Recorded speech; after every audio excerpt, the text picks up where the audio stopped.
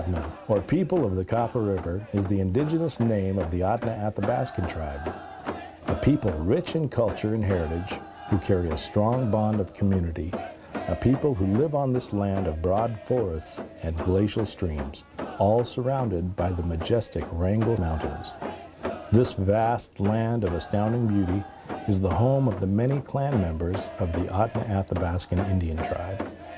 In this film, we will explore the traditional potlatch and learn the unwritten protocols and laws that govern this important ceremony. The tribal laws have been in existence for centuries and carry great dignity and obligation. This knowledge of the right way has passed down from one generation to the next by the people of the Copper River. Ahtna. Now, we pass it on to you. When Ahtna family member died, again we turn back to respect of our own loved one who passed on. We the initial thing is to have the burial, and opposite clan usually dig the grave or to take care of all the burial for the loved one that is gone. And at the time, many years ago, when there wasn't enough money to really make a big potlatch like today, there's access to material to make potlatch. There wasn't back then. Usually when your loved one pass on, and we usually at the end of the burial and dinner, we usually pay elders and people who took care of the burial for our families. We grieve for sometime 1 year, maybe more. We gather up all our food, berries and meat and fish, and for the whole year, or however long it takes us to have a potlatch. The potlatch would be, we would invite all the people that work and the elders that come from different villages that have rights to the potlatch. They call them, in our Ahtna language, we call them joge. They're the ones that people we invite to the potlatch. They usually come to the potlatch, and we honor them. We serve them food, and the best of everything we have, we give to them. And this is how we put a closure to a long grieving period of time, for our family member or loved one that we have. We mess, but we would put away, make a cache and put away blankets and guns and whatever we have, we can afford. We use scarves for dancing, and people at this potlatch, usually the opposite clan would dance for you. They'd make you happy, make you laugh, and they would honor you with their speeches. They're there for you, support you, and help you with whatever you're doing.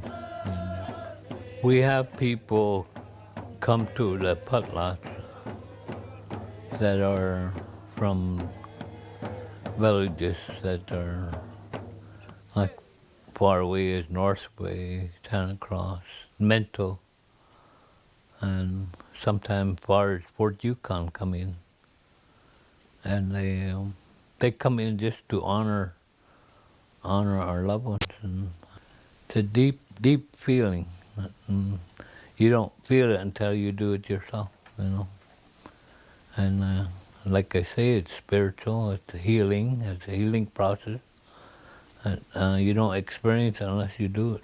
Now it's different because, when we know of a death, we're told, by phone call right away, and people just expect that there will be a funeral potlatch. And so, a lot of people do show up.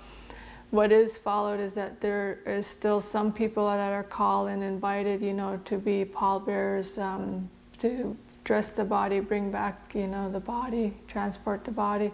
So that kind of protocol is still followed, and usually invite, the opposite tribe or your opposite clan to participate in that. And other things that have changed from talking with my grandma is that kids were never allowed to go to potlatches. The only time they were probably allowed in there if they were a newborn baby, very, very young. Otherwise, kids weren't allowed inside or even allowed near the potlatches. It was very ingi, or, not followed as far as like taboo. I think we need to keep it going because it helps us with the grieving process, helps us pay respect to the people that have passed on. And for some families, I think it's expected that you do it, even if you don't want to do it. When we have memorial potlatch, usually they start off with the, they call it worry song that usually make for their loved ones when they pass on. And they sing about maybe 5 or more songs, and we'd all cry. When we're done with crying, then they start with the happy song to make you happy, cheer you up for, all these years of mourning. When it's over, you feel like you went through a process of grieving, and time of a lot of hard work putting together potlatch and time. And when you give your gifts, you're given to the people something to remember by. It's an awesome thing to have, to go through it, a formal potlatch where you really setting up a whole year or two to make this potlatch. However long it takes you, you just appreciate and love the people that come and, honored your loved one, and you just, in certain way, you give them gift back for being there for you. That's that part of a potlatch. And even the memorial, even though it's in remembrance of someone that's passed, it's still it's to have a good time. It's, to remember that person. And whereas a funeral potlatch is more just a mourning, of a lost one. The memorial is where we really learn more, because my mom made us go out and invite the people, and we had to drive up to Lake Tanacross and Northway and around there and invite the people to come back down. And in that alone taught us a lot about, getting ready and preparing for it, getting all your foods. And then the other thing, for the younger generation, I believe it really needs to be continued on. For one, it is, part of our culture, our tradition. If we lose that, that's another thing we've lost as far as our culture. And it is changed from when potlatches from a long time ago to now. And the restrictions have been lifted, and I still hear some elders say, we used to not throw candy out like that, and they do that now for the kids.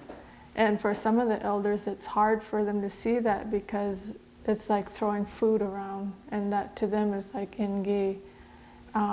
It's little things, and how you serve the food, who serves the food. It's supposed to be all boys, and sometimes there's young girls helping, and and sometimes they get yelled at by some people, and sometimes they don't say anything.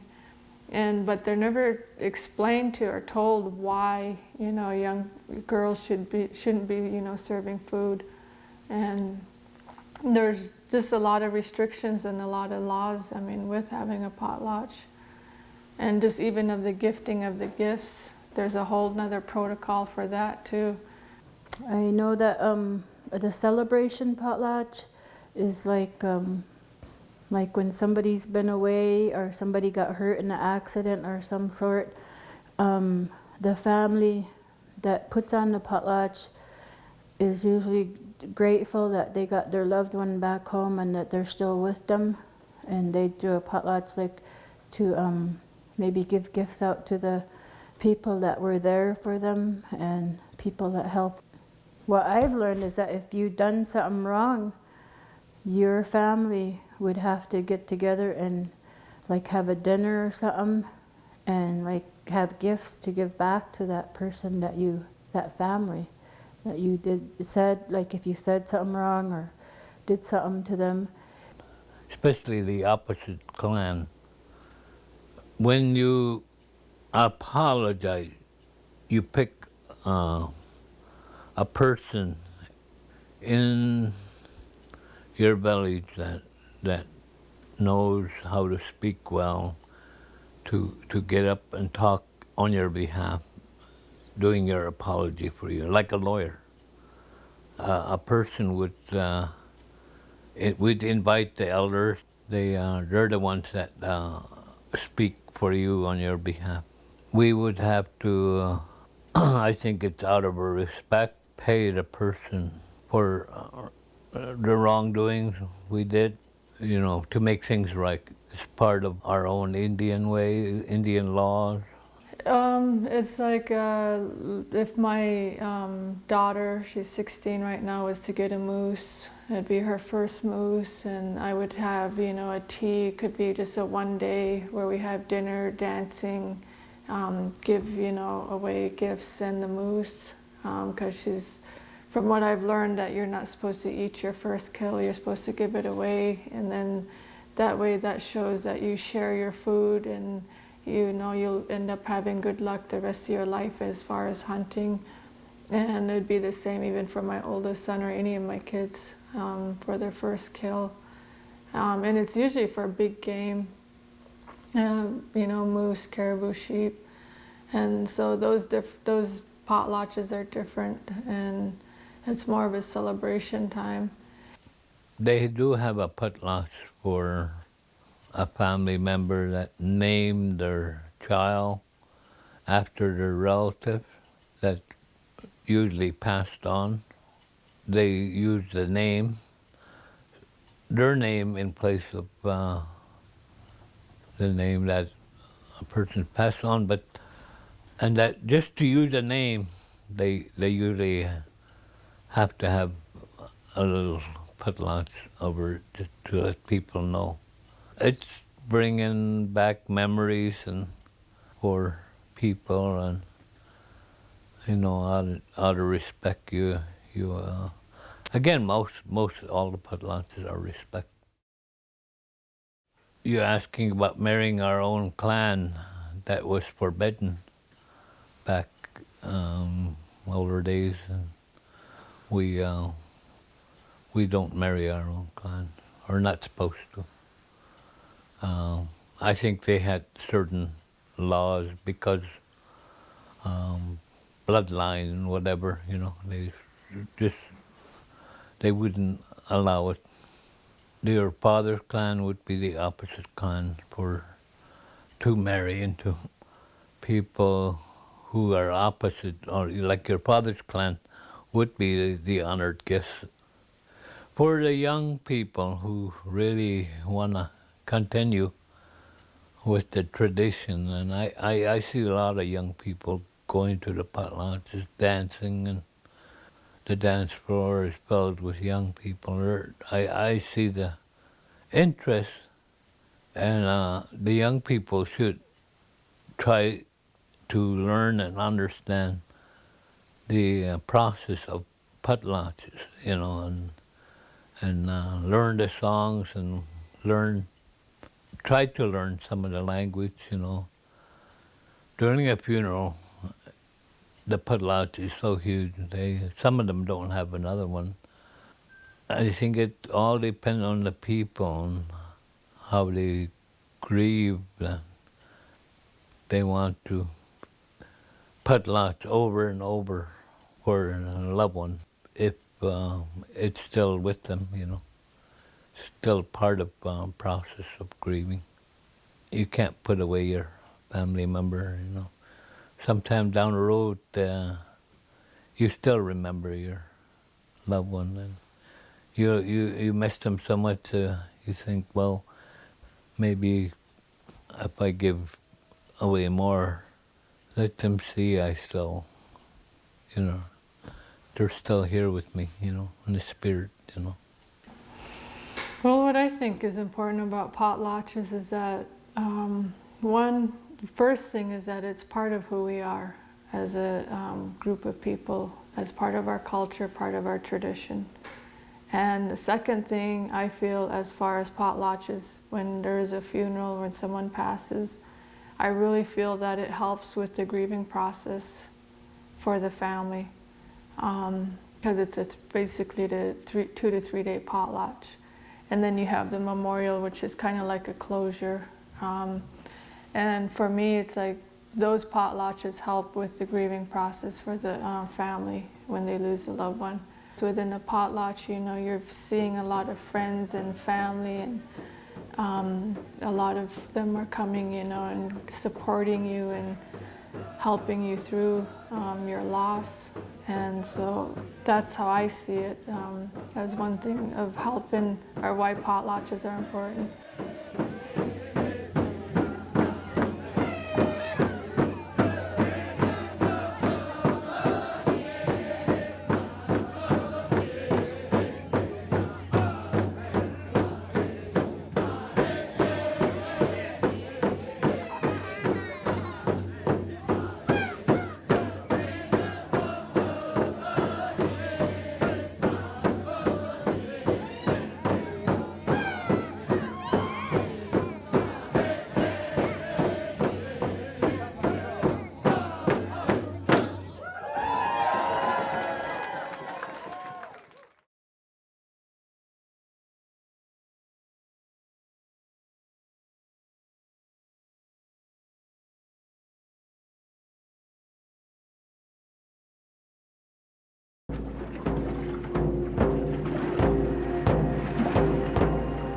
Sagalakak an ragikuk